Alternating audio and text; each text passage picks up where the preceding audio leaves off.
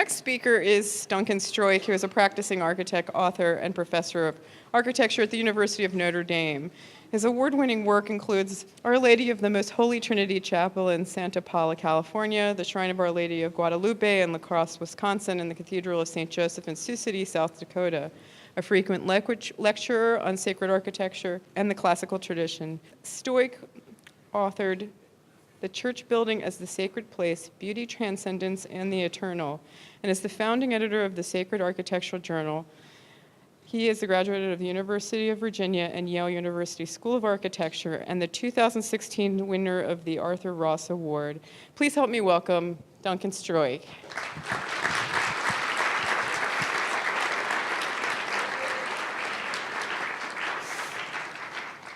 It's great to be here. I'm not going to preach, so it's okay. And to talk about Catholic art. And we heard two fantastic lectures, and now you can sleep through this one. But there will be some good pictures, I hope. Really great to be in Chicago. I live in a suburb of Chicago. It's called Notre Dame. And we love to come here for the food, the museums, the churches, the liturgy, the Drake Hotel. Great music today. And I'd like to talk about that because I'm an architect. I'd like to talk about sacred art and music and so on, how they relate together. And I'm going to start with a couple of things just as an intro. I'm coming to you as an architect, and I think about art as one of the most important things that people are attracted to in our churches. The buildings are more unconscious. The artwork is conscious. You say, well, what about this building, Duncan? Where's the art? This is an interesting place. Do you know it? This is a chapel for philosophers. This is a chapel for philosophers. I don't know what Sir Roger Scruton thinks, but there's a lot of architecture and very little imagery, and the imagery is hidden away. But they said, we're a great book school, and we just want you to include all the best architecture in one building. And I said, that's no problem. This was not a chapel for philosophers. This was a chapel for a theologian, for a canon lawyer, and for everybody. And so it's got a lot more art. Our Lady of Guadalupe up in Wisconsin. And we had a great team of people to work on it. It was an amazing project. Bishop Burke, now Cardinal Burke, was the patron, and he decided that we should make this building a demonstration of excellent architecture and the variety of great Catholic art. And so to do that, we hired one artist to do it all. No, we hired lots of different artists in this one building, and it's very exciting, and we couldn't have pulled it off without the help of Maestro Tony Visco, who found us a lot of the artists and then coordinated their work, which is an amazing self-deprecating thing to do. He did a lot of the art, but he also worked with other artists to bring them into conversation with one another.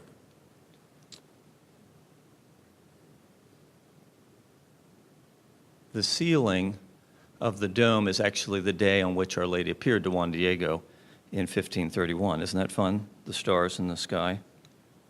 And Tony did these four images of the four doctors of the church that Dennis just mentioned at the crossing. It's got a Marian theme. It's got a Guadalupe theme. It has the Litany of Loreto.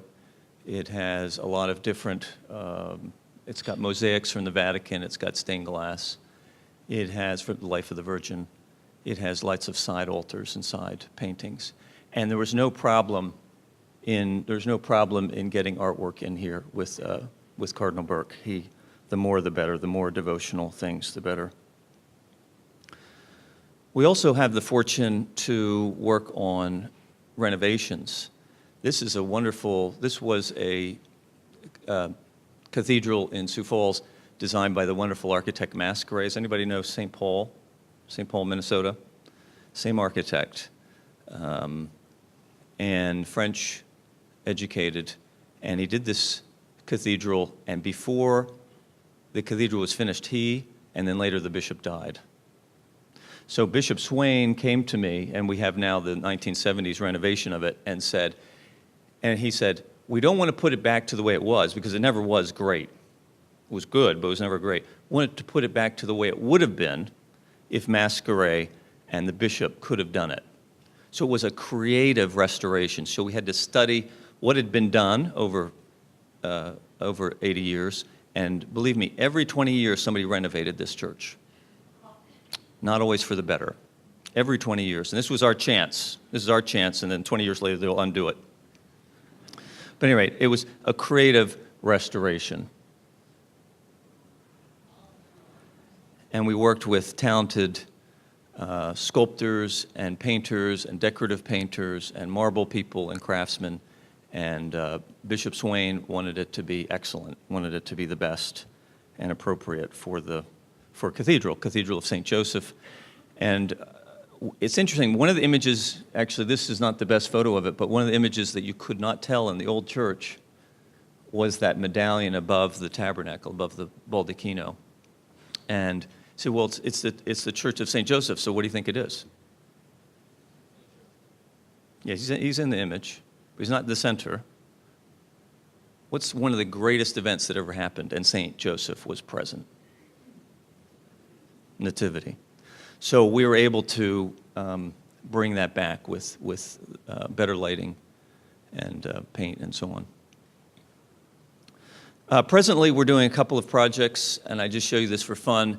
This is a chapel, in quotes, seats 900 boys in Tampa, Florida, for the Jesuits. A new high school chapel, 900 boys.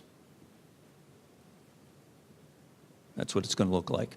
Very simple, center of campus, dedicated in Jesuit. Oh, the old name of it, the old chapel was called St. Anthony. What's wrong with that picture? Jesuit chapel dedicated to St. Anthony? Wait a minute. Well, wait, we've got a Jesuit pope named Francis. Anyway, the new chapel is the Holy Cross Chapel, and the iconography is very much related to suffering and the passion of the Lord. And I'll talk about that a little bit later. But this is under construction. This is what it's going to look like. It's an octagonal.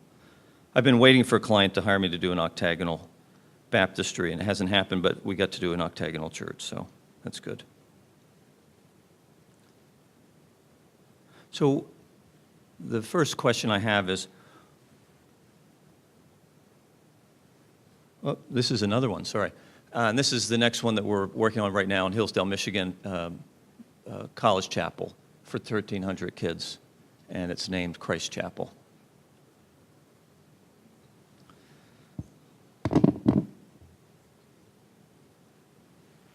That's the interior, very American.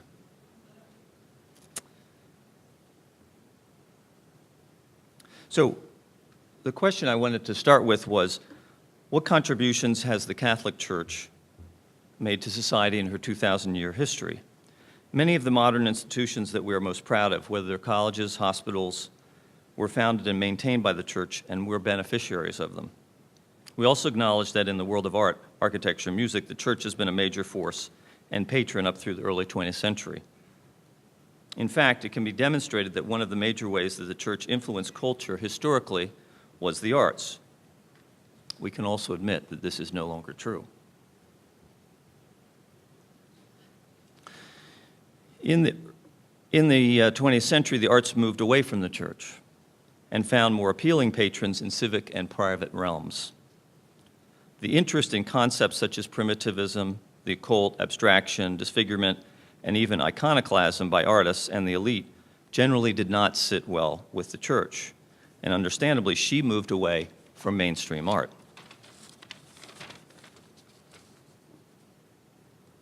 After World War II in Europe, there was an embrace of modernist art and architecture by some in the Church, as witnessed in the work commissioned by Father Couturier, Dominican, the parish church at Assy in France, where a number of well-known modernist and unbelieving artists were commissioned to produce art, including Henri Matisse, Marc Chagall, Fernand Léger, or at the monastery of La Tourette, which Dennis McNamara has written a brilliant article on, where the preeminent architect of the day, Le Corbusier, an avowed pagan, was hired to invent a new type of monastery for the Dominicans.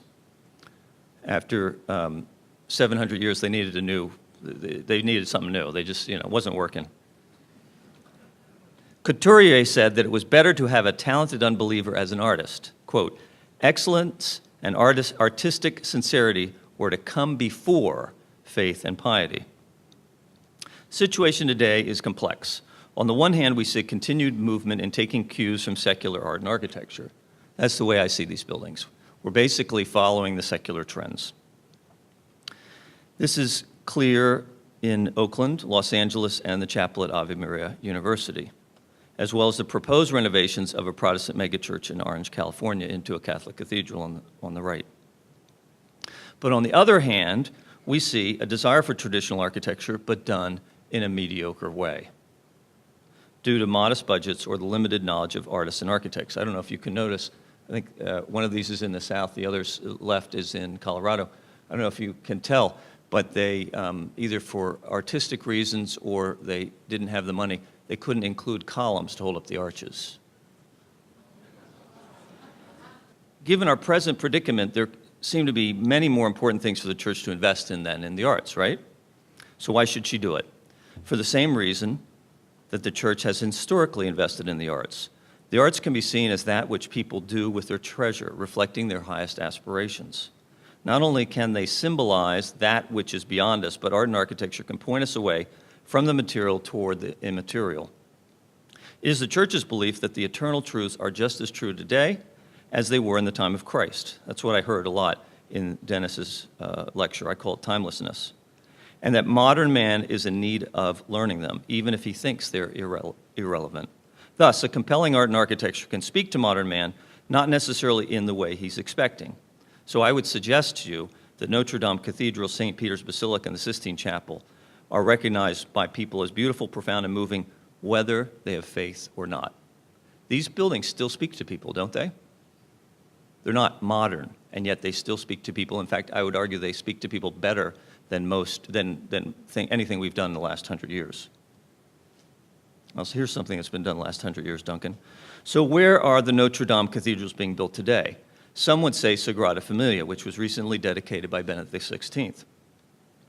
How can we in our time offer an image of the eternal to modern man in the American context? An image that can help to form modern man and also to help form the art and architecture of the secular realm. If done right, it will also speak to future generations. In order to influence the culture again, we need to re-emphasize the church's role as patroness of the arts, including painting, sculpture, architecture, music, drama, and dance. It's my favorite, liturgical dance. No. So here's two nice examples of recent additions to famous art galleries. Do you know these? Do you know the one on the left? The addition to the Art Institute in Chicago by Renzo Piano, and on the right, the renovation, brand new galleries, ancient galleries at the Metropolitan Museum of Art. Both done in the last 15 years, quite different ideas about art galleries. What is patronage? True patronage is the support and promotion of the arts while maintaining high standards. Arts patronage exists in the world and is crucial to the existence of many of our institutions. Museums, ballet, opera, and symphony orchestras all rely on your generosity. So too the art of the church. As patroness, the church will focus on art in the service of the church and the liturgy, but she will also seek to influence the manifestation of the arts in the secular realm. Nurtured by her tradition, the church has a clearer vision about the importance of things such as beauty, which is appreciated but less understood in the secular realm. Do you know who this is a painting of? Patronage should be a general goal of the church, but in practice, it's a work of individuals. We need priests, bishops, cardinals, and laity to re-embrace their historic role as patrons of the arts. Behind every great building, there are two people. There are many people, but two important people, the architect and the patron. Behind every great public work of art, there's the talented artist and the wise patron. And that doesn't mean it was easy going. Sistine Chapel is the case in point, an acknowledged work of genius by Michelangelo, but we have to give credit to Pope Julius II, painted here, who had to convince the sculptor to put down his chisel and pick up a paintbrush against his wishes. Another example is the Medici family in Florence, who hired the top architects of their day to design their palaces and the top painters to decorate them. They also promoted the building of one of the first new churches of the Italian Renaissance, San Lorenzo, by Filippo Brunelleschi. As patrons, the Medicis also got the assistance of other families to help pay for the side chapels and commission worthy artists to paint altarpieces. So it's not just a work of bishops and priests. What are the things that the church as an institution, pastors and individuals, can do to promote a culture of beauty, truth, and life? May I touch on three, which I believe are desperately needed today. First, we need to find and foster the work of artists. Second, to create a market for religious art. And third, we need to train future artists with a college-level program in sacred art. First, we need to foster the work of artists. As the general instruction of the Roman Missal states, in commissioning artists and choosing works of art to be admitted into a church, what should be required is the true excellence in art, which nourishes faith and devotion and accords authentically with both the meaning and purpose for which it is intended. So I'm going to ask us all, let's search out the finest artists and give them projects to work on. What did I just say? Search out the finest artists and give them projects to work on. This is risky, like investing in a startup, but the potential return is the creation of beauty. We need to research artists. We need to compare them. We need to travel to see their buildings and their sculptures in situ, not just on the internet, which is a lot easier. The building is a sermon in stone, and the painting is a window into the divine. Since sacred art and architecture are partly the work of theology and devotion, they are best done by someone who tries to live it. This is another creative restoration in Norwalk, Connecticut, and the church had been renovated a number of times, and this is how it was, not bad, but they wanted to bring the beauty back to the historic Gothic church, and so the main work was the commissioning of a very large altarpiece of the Assumption.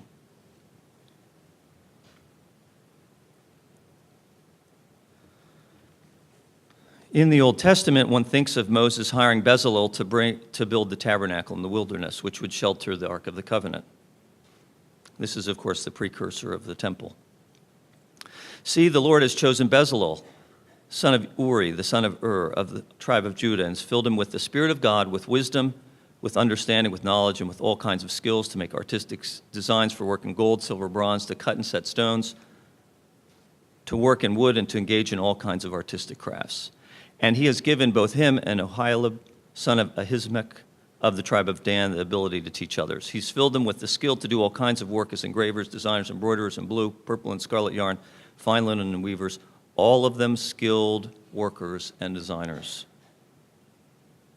The artists chosen to work for the church should have the qualities of Bezalel: the spirit, wisdom, understanding, knowledge, and skill. Do you know about Saint-Denis? What is it, Saint-Denis? First Gothic building. Abbot Suger is credited with the rebuilding of this first Gothic building at Saint-Denis, Abbey Church, where the kings of France were buried. In his De Administratione, he writes, "We summoned the best painters I could find from different regions and reverently caused these to be repaired and becomingly painted with gold and precious colors." This is the nature of a true patron, to seek out and choose the best artists and architects.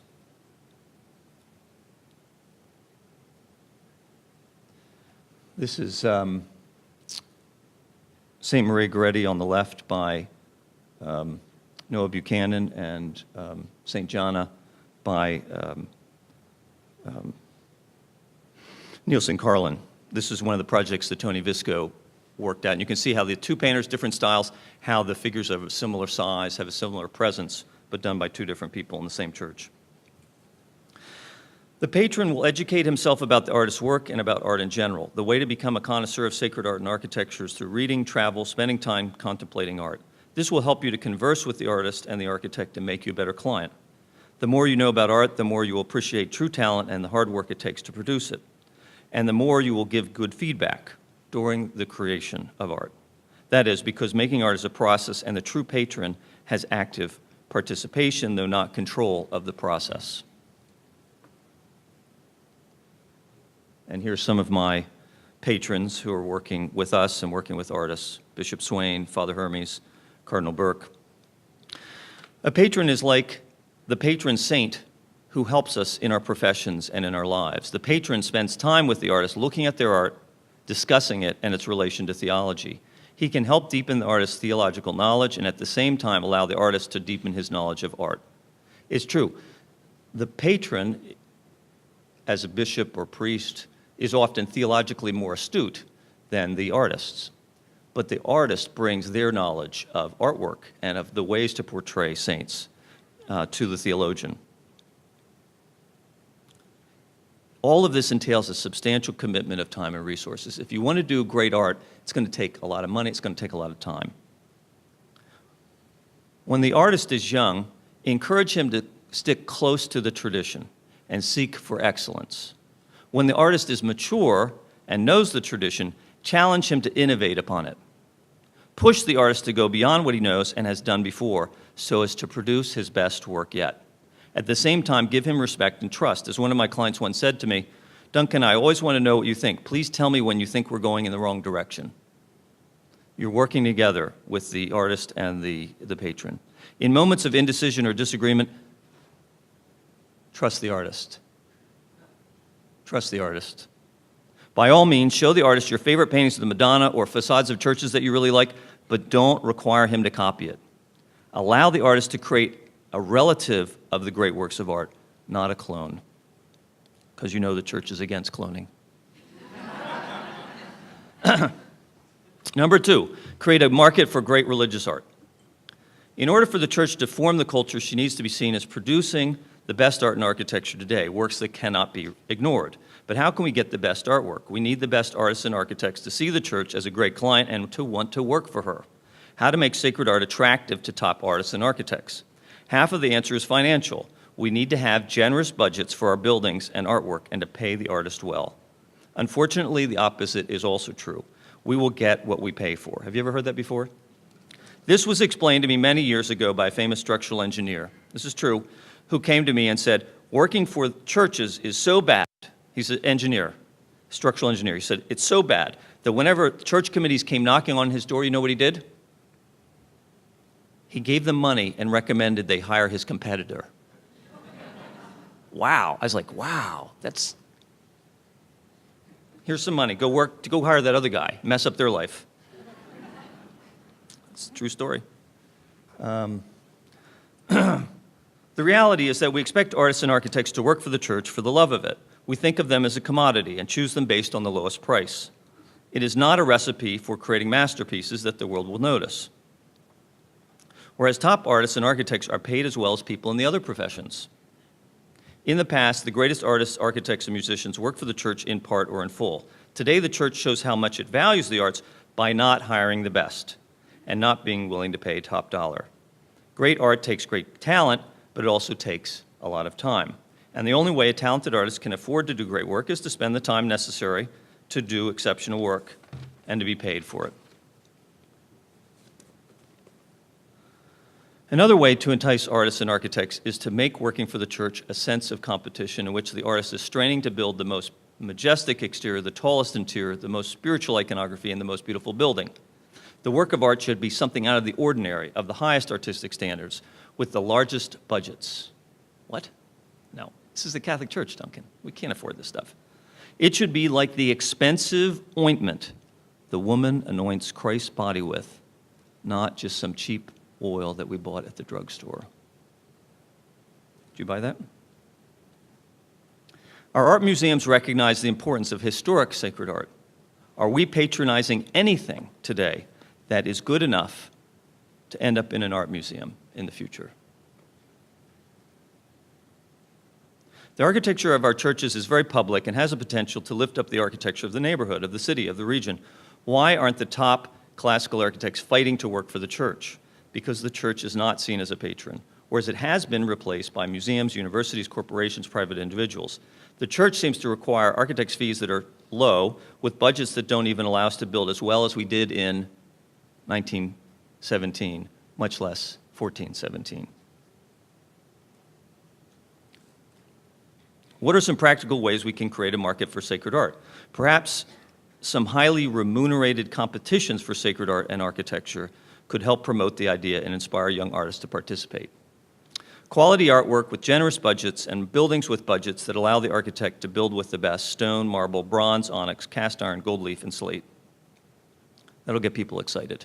Really, this is how architects think. Budgets, nice materials, you want excellence. We like that, surprisingly. And all of our Catholic buildings should speak the same language of beauty, permanence, and transcendence. If we value education, catechesis, and our pastors, then we will form schools, halls, and rectories with artwork that reflects those values.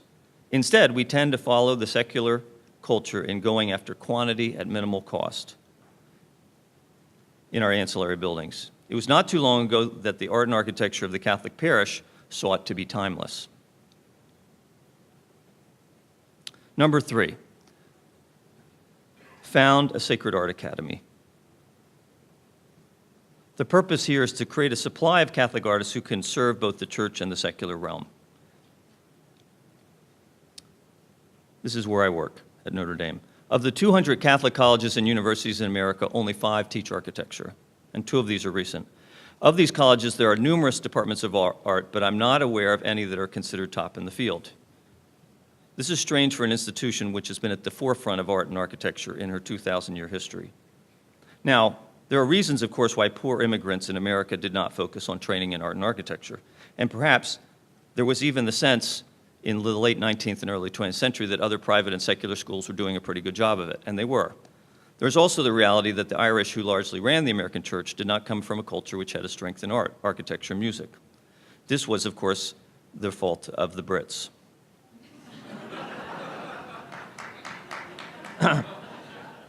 I propose an art school with the theological vision to train artists in the Western tradition while understanding Catholic theories about art. This classical vision will ground them in artistic patrimony of the church, the human figure, and the integration of art with architecture. The faculty will be made up of experienced artists who are working for the church and for the public, artists with expertise in the arts central to our sacred places: oil painting, fresco, sculpture in metal and stone, mosaic, and stained glass. This is the work that Raul Bezosa from Spain is doing for the Jesuits down in Tampa, for Jesuit martyrs, and then the image where Ignatius meets the Trinity on his way to Rome. And this is Cody Swanson, who teaches in Florence, and some of his work of St. Michael and St. Francis Xavier. Students will draw from casts and from life, as has been the tradition for hundreds of years. Anatomy and perspective will be taught. The students also need to have a basic competency in architecture so they can collaborate with architects. It would be good if they were near a museum of great works of art, as well as a travel semester to Europe, to great cities. France or Italy particularly should be required. And this is something that Tony Visco has been working on for years, and I'm a big fan of what he's been doing. So the goal is threefold. First, to train students who can produce Catholic art at the highest level. Number 2, give them a theological vision for ennobling our artistic culture. And then number 3, give them the ability to create classical art also for the secular realm. Here we see a classical vision is still desired by many Americans, as evidenced by the recent Eisenhower Memorial debates. And here's another recent project for the World War II competition, which both of these have architecture and sculpture and art involved. One of the reasons I believe this can be accomplished and that a school like this can have a national impact on church and public realm is that it's happened before. From the Academy at the Medici Villa to the French École des Beaux-Arts to the Pennsylvania Academy of Fine Arts and other schools in America. There have been schools, professors, students, serious debate, and work that can affect the culture. Judging by the number of small classical ateliers across the country, I believe there's a groundswell of interest among artists and art students for such an academy. Am I right? And I'm almost there. The second reason I believe founding an Academy of Sacred Art is possible is that it has recently been done in architecture. In 1989, see those funny things on their hats? That means they're architecture students. In 1989, Thomas Gordon Smith began to radically transform the Notre Dame School of Architecture into a classical program. He had pushback from the older faculty and the students. But after bringing in new faculty and focusing the school on traditional architecture with the year spent in Rome, we've had a great success for the church and for secular culture. The difference is that now my students graduate, there's maybe 100 firms, 200 firms in the country that really want them because they have a classical background. 100 or 200 firms, and there's 30 or 40 or 50 kids graduating. That's crazy numbers. When I graduated from graduate school, there may be 5 or 10 architecture firms that I knew of that were doing classical architecture. This could not have happened simply due to demand, but was caused in part by the supply of these 30 to 50 classically trained architecture students in the profession each year.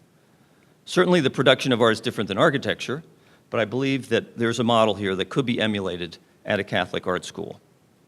So, this is the great painting at the Salle de Prix, the prize room at the École des Beaux-Arts. In conclusion, I suggest that the church become patroness of the arts once again. To do this, she should start with what she knows best, sacred art and architecture, to foster the work of individual artists, to create a market for high-quality sacred art, and to create a supply of classically trained Catholic artists. Thank you very much.